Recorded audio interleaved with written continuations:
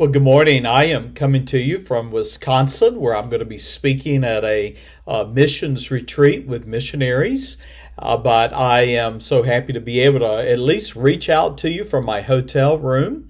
And we are looking at the scripture reading today of Numbers 16 and Numbers 17.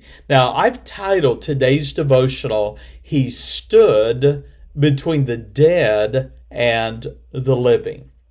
Now, today's scripture reading continues a succession of rebellions that has followed Israel ever since the people refused to trust God and enter the promised land. Incredibly, the rebellion that is recorded in Numbers 16 arose from the Levites, the very tribe that the Lord had chosen to serve him and assist the priests with worship and sacrifices. Let's look at this rebellion in the tribe of Levi in number 16 for just a few minutes.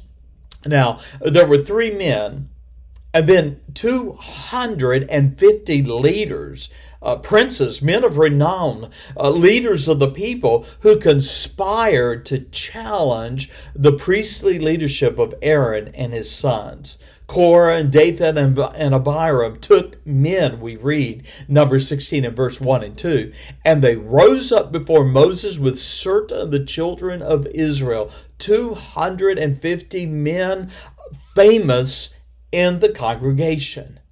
Well, think about that. Emboldened after having colluded in secret with those 3 men of Levi, they gathered themselves against Moses and against Aaron, and they railed against them, saying, "You take too much upon you, seeing all the congregation are holy, every one of them, and the Lord is among them.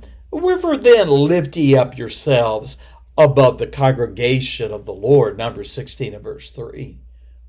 Now ponder for a moment the assertion made by the rebels. The words were a direct attack upon the leadership the Lord had ordained for Israel.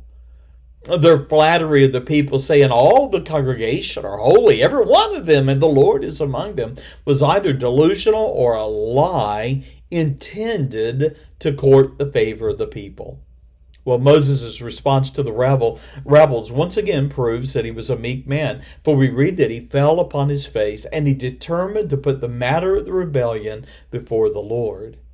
Now remember, the rebellion was led by men who were Levites. Moses directed Korah, the principal rebel, and his cohorts to bring censers the next day to the tabernacle. And the Lord would make known whom he had chosen to serve him.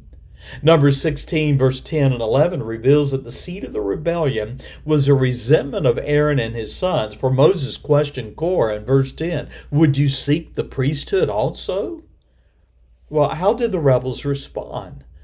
Well, rather than receive the rebuke and humble themselves, they scorned Moses, Dathan, and Abiram, the 2 men that conspired along with Korah. When summoned to appear before Moses, answered to answer for their part in the rebellion, they refused, and they mocked Moses as though he had failed the people as a leader.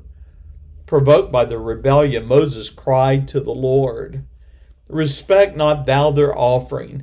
I have not taken one ass, one donkey from them, neither have I hurt one of them."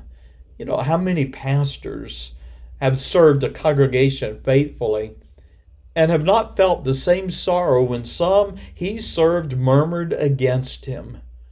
Moses summoned Korah and his company to appear before the Lord with their censers the next day. Well, the next day Korah gathered all of the congregation against Moses and Aaron in the door of the tabernacle. And we read in verse 19 that the glory of the Lord appeared unto the congregation. The Lord then commanded Moses and Aaron, "Separate yourselves from the congregation that I may consume them." In verse 22, though, Moses and Aaron, they fell upon their faces and they cried out to the Lord, "O God, the God of the spirits, all flesh, shall one man sin, Korah sin? And wilt thou be wrath or angry with all of Israel?" And guided by the Lord, Moses with the elders of Israel following sought out Dathan and Abiram, and they implored the congregation. They turned and looked at the congregation and said, "Depart, I pray you, from the tents of these wicked men, and touch nothing of theirs, lest ye be consumed in all their sins. Verse 26. Well, the people removed themselves from the usurpers as the rebels stood in the doors of their tents with their families. Moses, raising his voice to the congregation, said, "Let it be known that should the earth open up her mouth and swallow them up, the people would know those rebels had provoked the Lord." And suddenly, even as the words fell from the lips of Moses, the earth opened her mouth, swallowed up those rebels, and they perished from among the congregation. We read in verse 34 and verse 36 and number 16 that the people, fearing the earth would swallow them up also, fled. But the 250 men that had taken part in the rebellion, they suffered the fire of God's judgment. Well, the next day, rather than brokenness and remorse, the congregation gathered together and they accused Moses and Aaron, saying, "Ye have killed the people of the Lord." Can you imagine that? Here are these congregants, these people of Israel, knowing that the people that had been killed and judged by God were rebels leading against God's authority in their life, actually turned and accused Moses and Aaron of killing the people. And suddenly the presence of the Lord descended on the tabernacle, and he commanded Moses to separate from the people that he might consume them as in a moment. Now, fearing the wrath of the Lord, Moses turned and he commanded Aaron to take a censer with fire and smoke and incense in it and go quickly among the people to make an atonement for the people. And we read this wonderful definition, this wonderful moment of drama that is captured in verse 48. For we read of Aaron that he stood between the dead and the living, and the plague was stayed. Now, verse 48 through 50.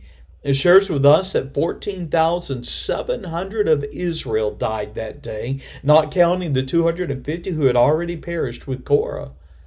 But the Lord in his mercy spared the congregation, even as Moses and Aaron had prayed. Now, number 17, we'll not take time to study it, but it describes God's defense of Aaron's role as a priest and the confirmation of an almond-blossomed rod. Now, my friend, I want to close with two verses today that should be a sobering reminder to all believers. We read in Hebrews 10:30 and 31, "For we know him that hath said, the Lord hath said, vengeance belongeth unto me. I will recompense, saith the Lord.